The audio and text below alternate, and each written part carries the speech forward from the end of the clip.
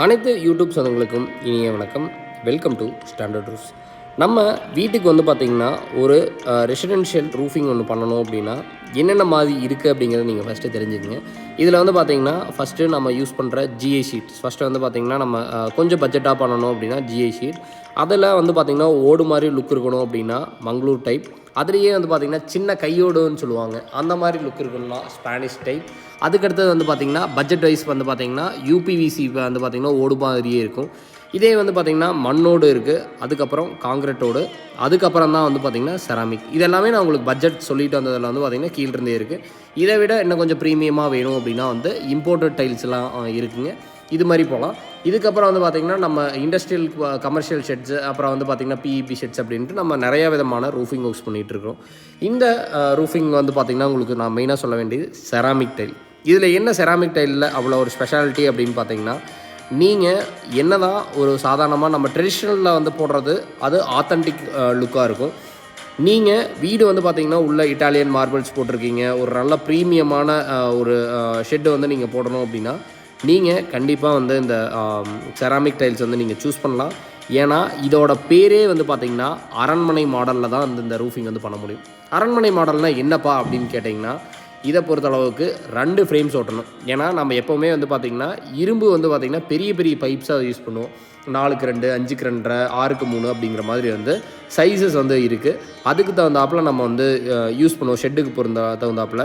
ஆனால் அந்த ஃப்ரேம்ஸ் எல்லாம் வெளியே தெரியும் போது ஆக்சுவலாக அது நல்லாயிருக்கும். ஆனால் ஒவ்வொருத்தையும் வந்து பார்த்திங்கன்னா அது இன்னும் கொஞ்சம் ப்ரீமியமாக வேணும் அப்படின்னா என்ன பண்ணணும் அப்படின்னா, பர்லிங்கை மட்டும் கீழே அடிக்கலாம். அதே மாதிரி மேலில் வந்து பார்த்திங்கன்னா மேலோடு நிற்கிறதுக்காக மேல் பர்லிங், கீழோடு நிற்கிறதுக்காக கீழ் பர்லிங்.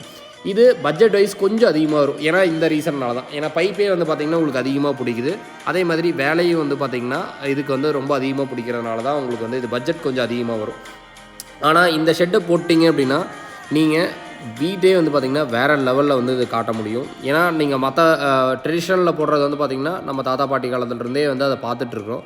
ஆனால் இந்த மாதிரி செராமிக் டைல்ஸ் வந்து பார்த்திங்கன்னா இப்போ லேட்டஸ்ட்டாக வந்திருக்கு. நம்மளுக்கு கொஞ்சம் லேட்டஸ்ட்டாக வந்து நம்மளோட வீட்டை வந்து காமிக்க முடியும். ஸோ அதனால் நான் உங்களுக்கு வந்து சஜஸ்ட் பண்ணுவேன். இதே இல்லை எனக்கு செட்டிநாட் டைப் தான் வேணும் அப்படின்னா 100% நீங்கள் வந்து மண்ணோடுக்கு போகிறது தான் வந்து பெட்டராக இருக்கும். இந்த ஓட்டுக்கு பார்த்திங்கன்னா ஒவ்வொருத்தங்க என்ன பண்ணுவாங்கன்னா, மேலே ஃப்ரேம்ஸ் ஓட்டிட்டு கீழ் ஃப்ரேம்ஸ் ஓட்டிட்டு முன்னாடி நெத்திக்கு வந்து பார்த்திங்கன்னா அவங்க அது ஒரு பிளேட்டு நம்ம வந்து லேசர் கட்ஸில் வந்து அந்த பிளேட்ஸ் வந்து போட்டிருக்கோம், அதை வந்து போடாத விட்டுருவாங்க. அது போடல அப்படின்னா லுக்கே ஃபஸ்ட்டு இருக்காது. அதுக்கப்புறம் வந்து பார்த்திங்கன்னா லுக்கு விட அதில் வந்து எலி அந்த மாதிரி எல்லாம் உள்ளே போயிருச்சு அப்படின்னா அது உங்களுக்கு ஓடும் போது அங்கே இங்கே சவுண்டு வர்றது அந்த மாதிரி விஷயங்கள்லாம் இருக்கும்.